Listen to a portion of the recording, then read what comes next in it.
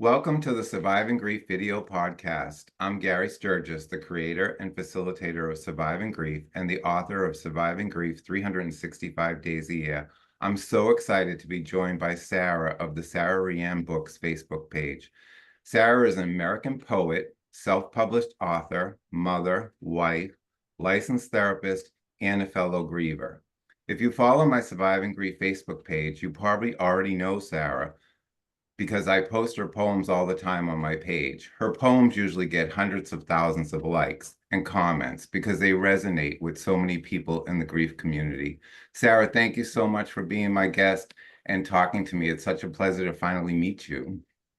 Thank you so much for having me. It's an absolute honor to be chatting with you today. I love your work. I love yours as well. And I was telling Sara before we came on the video that I'm not a poetry person, and I really admire people that can write poems. I like to write, but I don't feel that I'm very good at writing poems. So I really admire what you do, and I love your work. Thank you so much. I'm so appreciative. So Sara, those of us that write about grief usually do it from a place of personal loss. What inspired you to start writing your grief-based poems?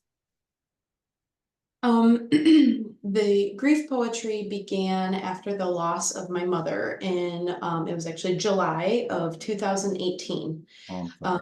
Previous to that, I did not dabble in really any grief writing at all. I wrote about romance, I wrote about feminism, I wrote about all different kinds of topics earlier that year. I had actually just started dabbling. And then when my mother passed away by suicide in 2018, it took me a few days before I started writing again. And then once I began, I just could not stop putting my feelings, thoughts, trauma, everything into my words. And it just from there has never stopped. And I slowly stopped writing about really anything else. And grief is where I'm pulled. It is everything you see is feelings about my mom, feelings about maybe other losses I've had. But that's basically my diary. And poetry saved me. It was the most therapeutic thing I had since my mom passed. Mhm. And I'm sorry about your mom, and I agree with you. It's one of the reasons I wrote all of my books too, is that I think not only do we do it to help other people that are going through what we're going through, I wrote mine so that they wouldn't feel as alone, Yes. as I did. And I wanted to try to let them know that they weren't alone, that there are other people out there like us that, have gone through the same thing. But I think there is also a sense of healing our own heart by getting that out on paper. And that's why I'm a huge advocate and tell people that I grief coach all the time that, writing something out in a journal, or, you don't have to necessarily write a book or write a poem, but if you can write all those feelings out, it is really therapeutic. And I agree with that. Absolutely. So, Yes. so, Yes. did you, so just curious, did you ever expect your poems to go so viral on social media? Because they really have gone viral. Oh my goodness, yes, even that word, I'm like, no, it's not, they're not. No, no. Even I was pretty secretive even about my poetry. Maybe some of my friends on Facebook or here and there would see it, but I didn't even, I don't, I go by Sara Ryan. I go by my middle name because I was kind of trying to stay almost anonymous.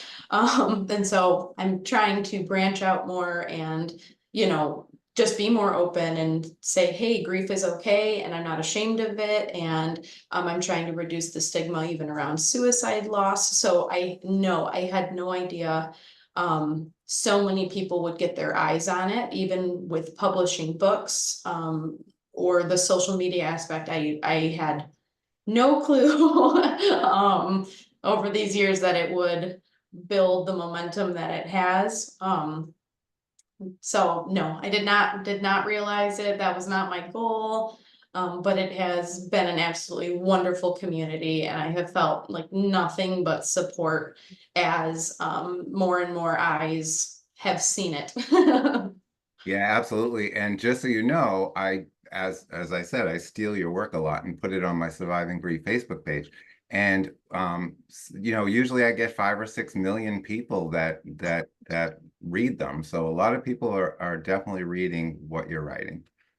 Yes, that means just knowing it can help. If one of those people says like it's helpful or it's brought comfort or it's normalized, it outweighs any of the anxiety I have about it, or the nerves about it, or the imposter syndrome that I often get with writing. Just knowing it helps somebody makes it worth continuing to share and continuing to be vulnerable, as scary as it is. Ab- That Absolutely. it means a lot. So you've written 5 books, and I'd like to ask you a little bit about them. So your book titled When Bones Bloom is a collection of poetry about the journey of healing and loving after loss. It's an interesting title. Can you tell me why you chose that title? Yes, so as you mentioned, that's about I actually wrote that book. I was in the midst of early grief, and I connected with my now partner, my now husband, and it was about like finding love and security and healing support, not just in him, but in others who really stepped up while I was grieving and in a very dark place. So that imagery of, I kind of pictured bones, right? Like I truly felt just like nothing. And they also represent death, they represent loss, but that also represented me. I felt empty, I felt just nothing. And it felt like it was like a blooming, like, oh, this is what people talk about when they say you can carry both grief and gratitude and loss and love. So that is why I chose that title. It just felt like the bones of me were blooming again, in a very different flower. I was never going to be the same. Um, yes, and then even like the cover art was it's the skull of a wolf with blooming flowers out of its mouth, and my mother loved wolves. So yes, that's what inspired all of it, and it just felt like it really captured what that collection of poetry was about. Mhm. That's beautiful. That's beautiful. Thank So the you. second book you wrote is called My Mama Has a Mama Too. And Mhm. that book is about talking to children about death. As a mother yourself, why do you feel that that's so important?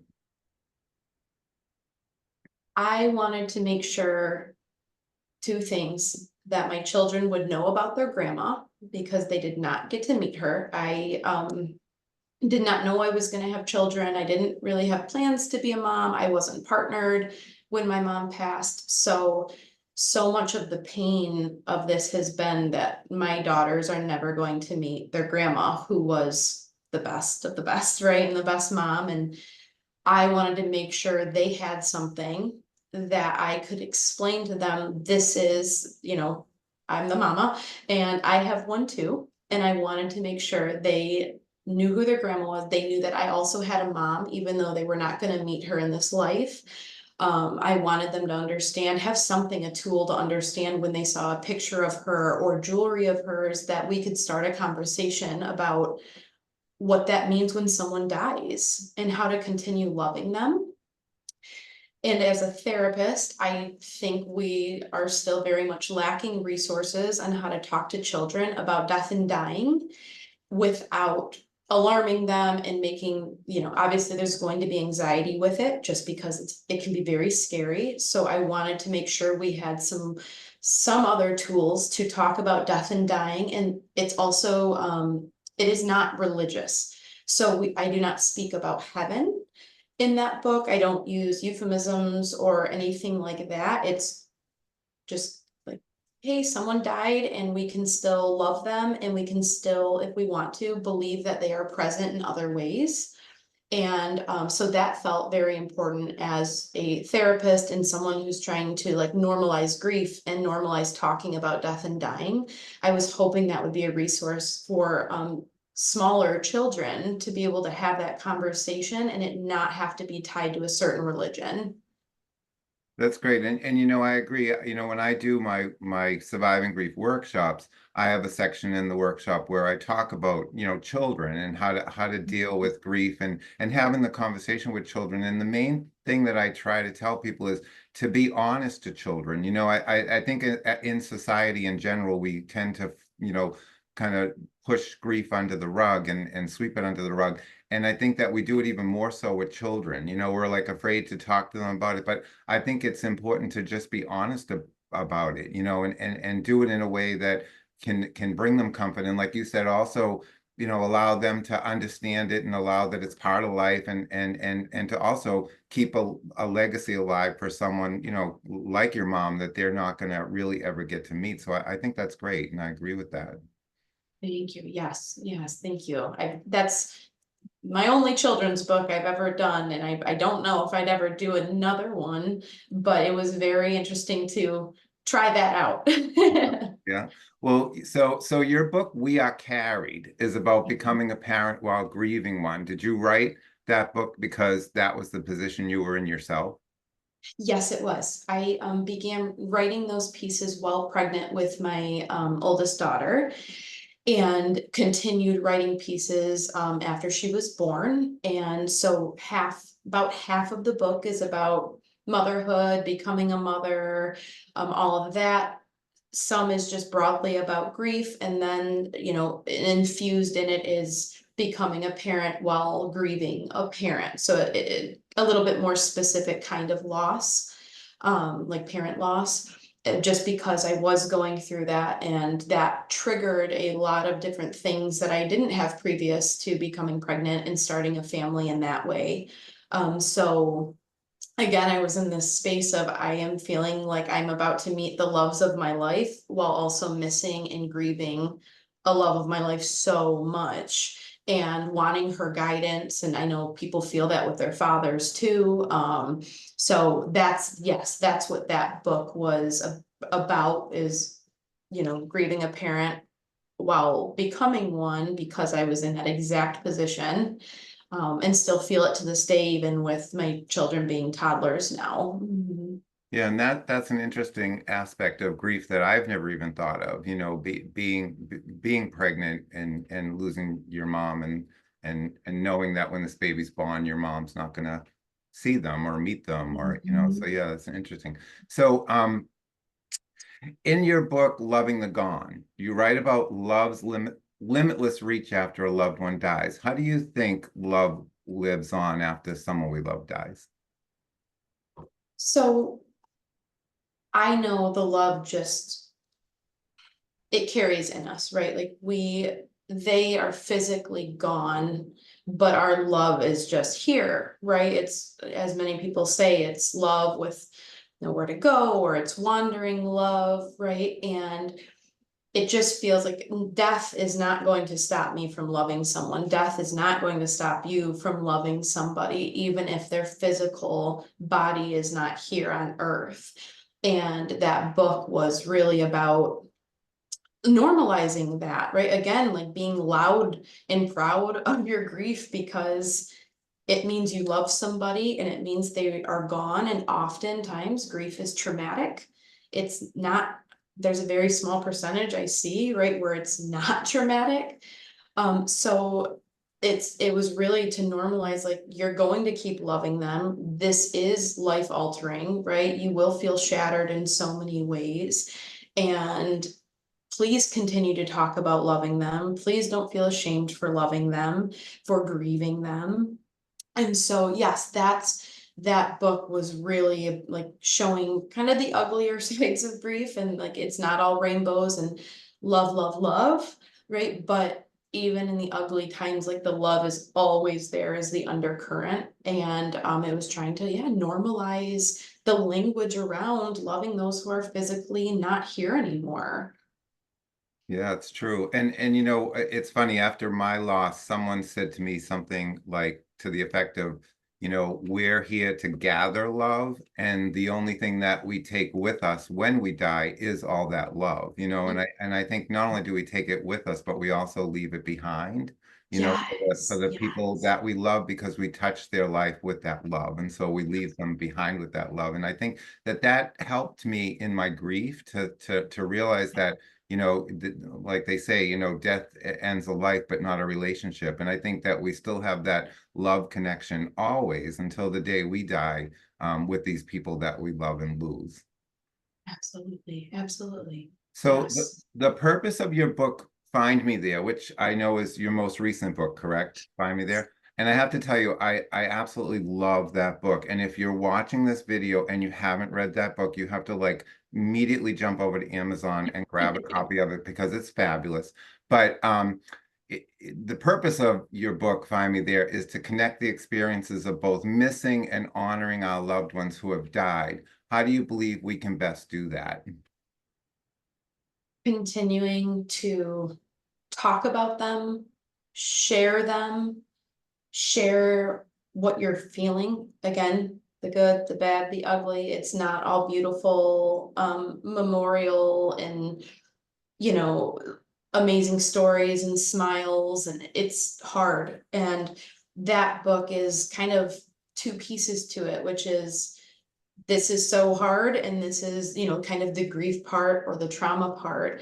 And then it shifts into almost talking to society around like, please stop quieting folks when they are sharing about their grief or telling them to rush through it. So I guess I would say, like, kind of ignore society or find the people around you that don't shame grief or don't view death as taboo, or talking about it as a taboo subject. And then yes, it shifts at the end of the book into um, kind of how you're going to sit side by side with grief, and kind of making grief not the enemy anymore. And yes, just speaking their name, telling stories, finding people that will listen and not be afraid to bring your person or pet or loved one up.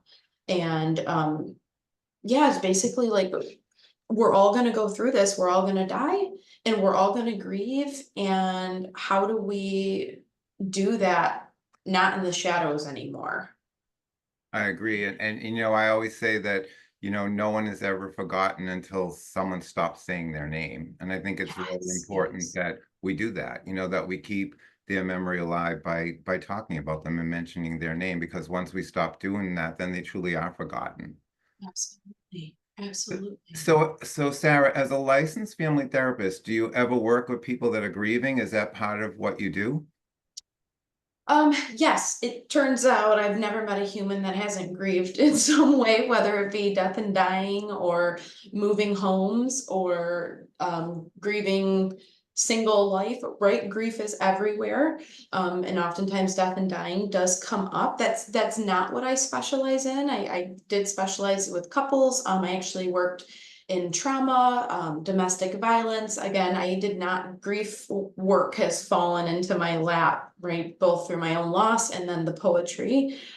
So once I became a griever myself, my eyes widened and I saw it even more. It was almost like, as a therapist, I feel like I became so much more aware and even just so much more sensitive. Like I didn't get it until I got it. And so, yes, now I realize it's everywhere and it is often sitting in the room with us, even if that is not what people came to see me for with therapy. And I feel like I assess for it differently and I don't, you'll hear a lot of the diagnoses around it. And I just don't see it the same way when it sits in my sessions with us anymore. So yes, I see it, even that's not where I specialize, but now I know it's there with every single person I meet with. Yeah, because I'm sure even someone you're seeing for something else, I think, I always say like no one gets out alive. Yes. When I do my workshops, I start them off and I say, raise your hand if you lost someone you loved, and pretty much every hand in the room goes up. And then I say, raise your hand if you've never lost someone you love, and never, ever, ever has a hand gone up. So I mean, it's like it's just part of our lives, and we all at some point, even if you haven't now had a loss, maybe sometime in the future you are. But I mean, I think even if we have other problems, sometimes the underlying problem is grief. And oftentimes it's grief that hasn't been addressed. You know, people have these issues and then they go to therapy and they find out, oh, wow, the reason I'm, you know, angry, or the reason I'm doing whatever I'm doing is because I lost my mom 20 years ago and I never grieved that. And so I've been living with this grief under, you know, underneath the surface, you know. Absolutely. Yes, yes, I could not agree more. That's exactly what I see as a clinician. We come in for one thing, and again, like grief is so much a part of us, and these people who are not here physically are so much a part of us that it comes to the surface for any healing work we do, that it's always in the room. So yes, I completely agree. So Mhm. what my last question for you is, what's the best piece of advice you can give to someone who's lost someone they love? Never stop talking about them. Like at your own, of course, at your own pace. You may not be ready. You're never rushed into speaking about them. You can make that look however you want, whether that means jotting it down on paper for yourself, whether that means talking to someone in your family, whether that means writing poetry and sharing it with social media, whatever. Don't be afraid to talk about them. Continue just any chance you can in any safe place. And if you cannot find a safe place, head on to Facebook. I know a great community with millions, millions of people who are there who would love to hear about your person's name. Um, that's the number one thing that comes up is I'm like, please, please, please don't make them die twice, right? Don't let the world take them twice from you, right? That Agreed. you've already watched it happen once. We don't need to let it happen again. And I hope one person at a time and more advocacy and more work, like we will hopefully be in more of a like grief positive culture, and there will be more rituals and things to death and dying that we don't have right now. So yes, I think that's just, don't stop talking about them ever. Even if it seems like it's getting old, it's not ever old. Absolutely. And you know, it's funny because you know, I get asked to do a lot of podcasts and video podcasts, and always the last question seems to be that. And that's why I made it for you, is they always say to me, like, you know, as a grief specialist, what's the one piece of advice, you know, that you would give someone? And mine is always seek help too, you know, because you know, I feel, you know, I know from my own experience that I felt very alone after my loss. And I wasn't, you know, I wasn't prepared, I guess, for the amount of grief that came with the loss of my spouse. And I just recently lost my dad. And like, you know, I up to that point in my life, I guess I was fortunate. I lost grandparents who I missed, and you know, I was young when that happened. And you know, I wasn't aware that there was help out there. You know, I wasn't aware of support groups and therapists that specialize in grief and loss and all this kind of stuff. And so I always tell people when they say to me, like, what's the best advice you can give me? I say, seek help. Like, don't feel that you have to do it alone. There is help out there. There are people out there that want to help and are prepared to help and who want to be present for you. And it's important to have that, you know. And for me, that's always been my mission, not only with my books and my Facebook page and my coaching. It's all about letting people know that they're not alone in this. You know, it's a tough road and it's a tough journey, and you don't have to go it alone. And I think that's important. That is so important. I just posted something as a few weeks ago and I said like it takes a village to grieve. We always hear about how it takes a village to raise a baby, and with birth, the same with death. Like it takes a village, and we are not supposed to be grieving in isolation, right? We are social creatures and we are supposed to be grieving socially. It's, so I 100% put that in front of my tip that I gave, because that is so important. So thank you so much for chatting with me and sharing your heart and writing with the world. I know so many people appreciate it, and I am definitely one of them. Thank you so much for having me. This means more to me than you know. So thank you so much. Great. So if you want to read any of Sara Rian's books, you can find them on Amazon.com or any online bookseller, as well as on her website, Sara Rian, at www.sararianbooks.com. You can also follow her on Facebook or Instagram at Sara Rian Books, and I'll be putting those links in the comments section of this video.